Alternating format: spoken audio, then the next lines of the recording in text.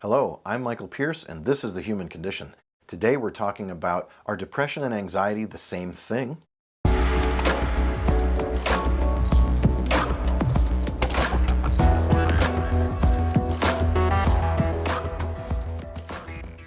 Depression and anxiety in some ways can be the same thing in some people and different things in other people. And when I say the same thing, I don't mean exactly the same thing. I mean manifestations of the same phenomenon. This is most seen in people that have bipolar or what used to be called manic depressive disorder, where they vacillate between a depressed state and a manic state. And what's happening is the stability of the cells in the brain, mostly the frontal lobe, but not always, mostly the left and right frontal lobe, have a problem where they alternate between function, where one side might be functioning more than the other one, that it might have more voltage, if you will, or more activity. There might be more or less slow waves or fast waves in one or the other prefrontal lobes. The hemispheres themselves may be affected. The entire hemisphere, half of the brain, could be affected. Another possibility is that there is a neurotransmitter problem. These can go with electrical problems, or they can be separate. If they're electrical, they're going to be difficulties of brain waves that are, like I said before, either going too slow or going too fast. Sometimes those are related to blood flow. Sometimes they're related to metabolism, like blood sugar.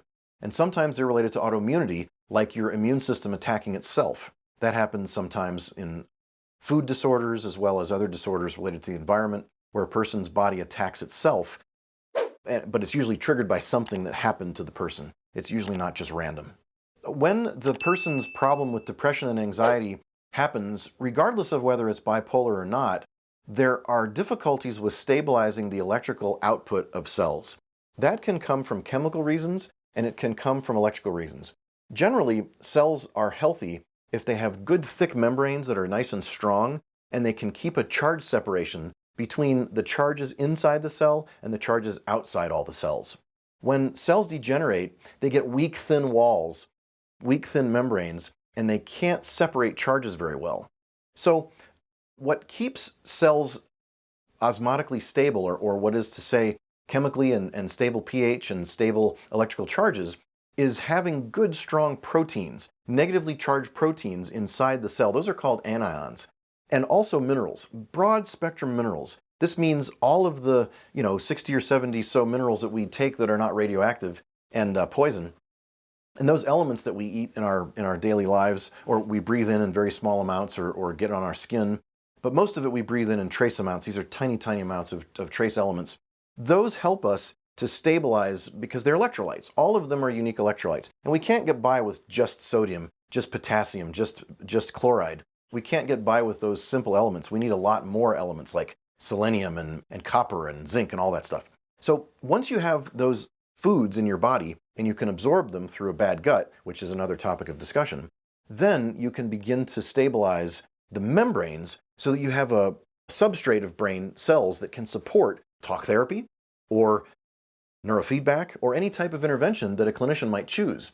But the clinician can't work with a substrate that isn't strong. So you want to make sure that the brain has the substrate it needs to be able to receive the therapy you give it, whether it be talk therapy or neurofeedback or meditation or prayer or whatever it is that you're into.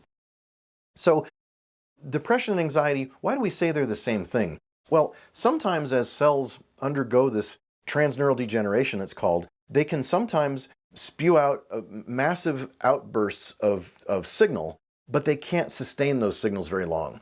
Because these cells that are very thin membranes are able to be hair-triggered at the slightest amount to send off a very large spurt of information, but they tire out. Imagine, if you will, that these cells are a lot like a tired, scared little dog. And so what happens is they get overstimulated very easily by nothing, by somebody walking by outside the door, and the dog barks, barks, barks, barks, and then it tires out and it can't bark anymore. And then it doesn't bark because it can't. So the cells start out as being overstimulated with a hair trigger, they overfire, and then they wear out and they underfire. And so you get these phases and these cycles of overactivity and then underactivity. And these can manifest as bipolar, they can manifest as mania, they can manifest as mania and then depression. And there's all the different kinds of bipolar. I'm not going to talk about bipolar 2 and bipolar 1 and all that different stuff. But the point is, when cells as a substrate don't function well, your psychiatrist and your psychologist and your neurofeedback specialist can't always help you. And things like chiropractic don't work as well. But when you fix the brain, sometimes they do. So we're talking about getting that substrate better. And that means that if the cells are very weak and very thin and not full of that protein and diverse electrolytes and minerals, then you don't have stable electrical charges. So the person can quickly vacillate in a confusing way from high function to low function and back, which would look like mania and depression. And those phases can be timed. In fact, a lot of times a good psychologist or psychiatrist will ask a patient and their family, how long is the cycle time between manic episodes? How long is the cycle time of depression back up to mania and back down? And so it may be that the mania lasts two days and the depression lasts 2 weeks, or the mania lasts 2 weeks and the depression lasts 2 months. Usually the depressive phase is longer than the manic phase, and the person is quite exhausted after the manic phase. But this set of cycles helps a neurophysiologist or a clinical neurologist or a nutritionist deal with understanding how healthy are those cells. Because the longer the cycle time, the healthier the cells are, and the shorter the cycle time, the more volatile the substrate of those cells are.